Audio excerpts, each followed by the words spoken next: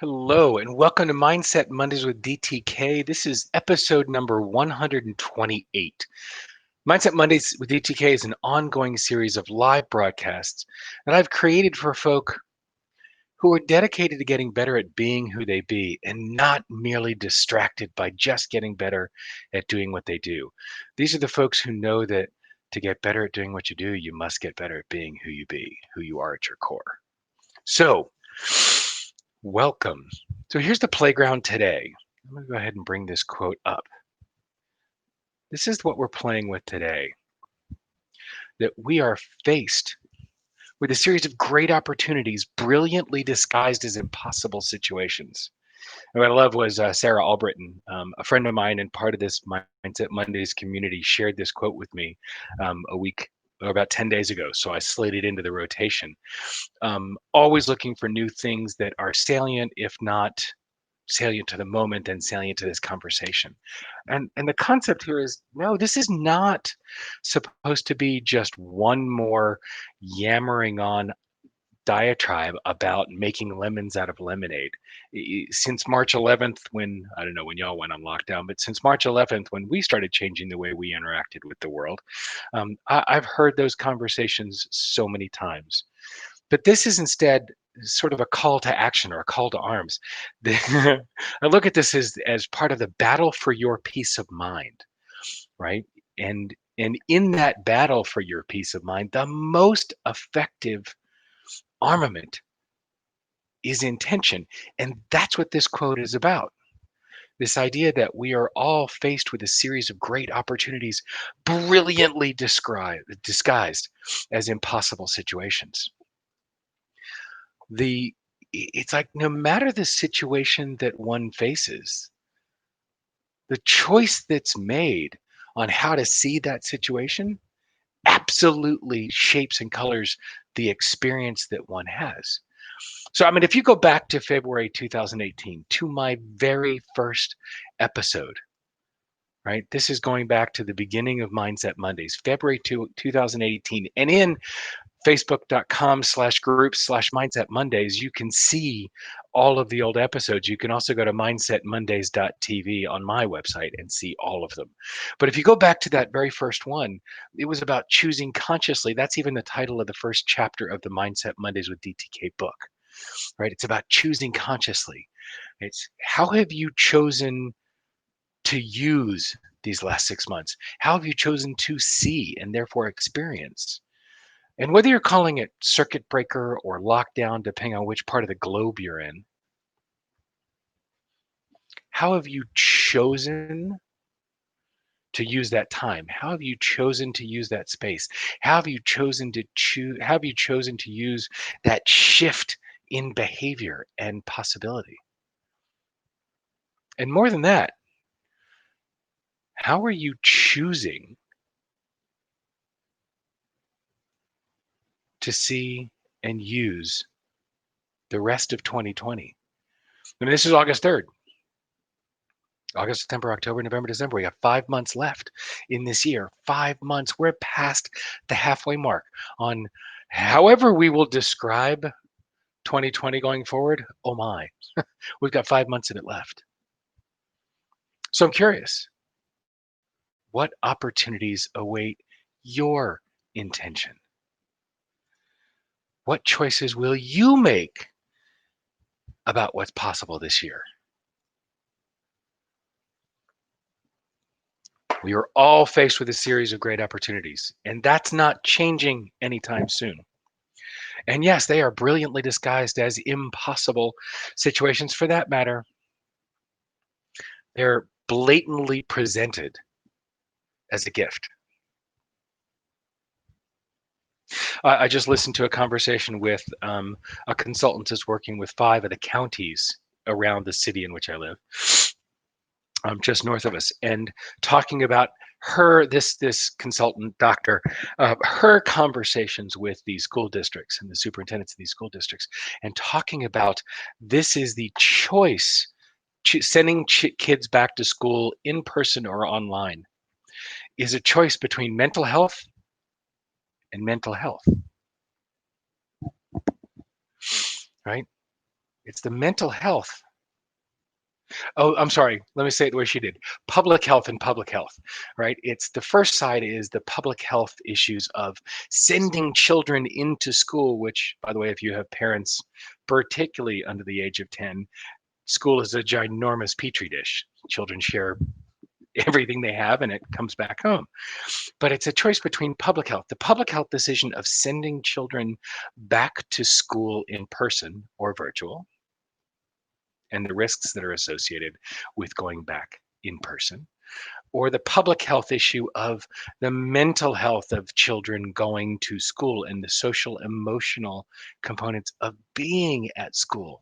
Now, not to mention the social emotional value for the parents, oftentimes, of the children going to school and the parents getting back into their routine. But again, it's a choice between public health and public health. So the choices we've been making up until now, and I venture to guess the choices we'll be making going forward, are not choices between good and bad at all. They're choices between one outcome and another, oftentimes between good and good or moderate and moderate. And they're not even gradations, right? They're not even that wildly disparate. They're often Sophie's choice. Whichever way we go, it's a difficult, it can be seen as a difficult, uncomfortable choice. Again, sending your kids back to school, the choice between public health and public health. It's not good and bad. It's not good and evil.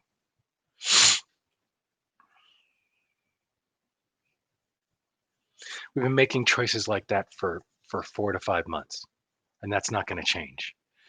And this is not political, right? This is cultural, and it's all choice. Again, we are all faced with a series of great opportunities, brilliantly disguised as impossible situations. The opportunity for conversations with our children and decision makings in a conscious way with our families, rather than just, oh, it's August, or if you're in the Northeast, it's September, kids go back to school. There are different decisions being made. There are different decisions being made about how homework is done and where homework is done. There are different conversations about where and how work is done. With children going back to some uncertainty in school, think about the ripple effect for workplaces. Parents who have been working at home with the promise that at the end of the summer the children would go back to school and they can go back to a normal or more normal, less abnormal way of being at work. That's not going to happen. Workplaces are having to adapt to parents that are adapting to the school situation.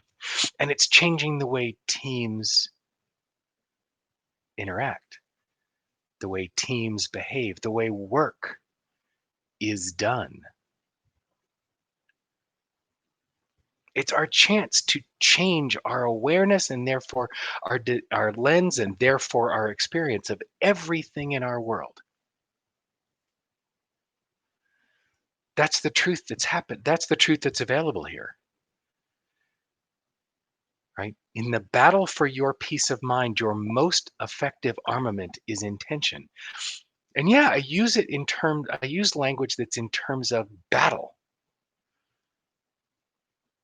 because it is. In your battle for peace of mind, your greatest armament is choice or intention, choosing how you see things. And I'm highlighting Lynn's quote because tell me it isn't only 5 months left. Yeah, that's fascinating. It's like, wow, we can look at it as, ooh, it's only 5 months left. Think of all I have to get done between now and the end of the year. And also, wow, thankfully, only 5 months left of 2020. And again, it's an opportunity for us to choose with intention the lens that we use to see what's in front of us changes how we experience what's in front of us.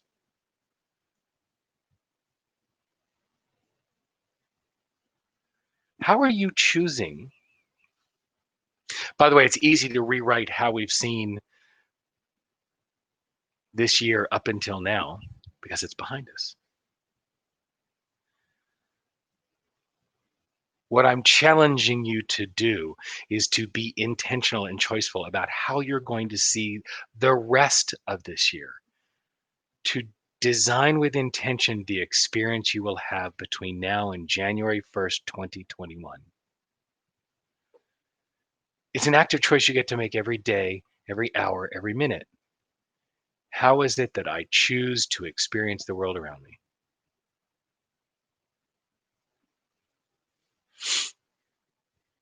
So congratulations, it's your choice. You are the creator of the outcomes that you will experience. All right, so we're 10 minutes into this conversation, and I'm curious, what are you choosing for what's coming up for you? What are you choosing for how you will see what's before you and what's coming up? How will you choose to experience the next 5 months of this year? Okay, yes, I know I said this wasn't about a rant about making lemonade out of lemons, but why not? Will you choose the lemons or will you choose the lemonade? What will you choose? And I would love you to come to facebook.com/group/mindset Mondays and share your experience, your conversations about this. And and go to mindsetmondays.tv and look for the very first episode back in February of 2018. This is a conversation that's been going on. There's so many rich conversations for you to experience at mindsetmondays.tv. And with the book coming out a month from, oh my God, on September 1st, many more conversations for you to experience there. So between now and next week,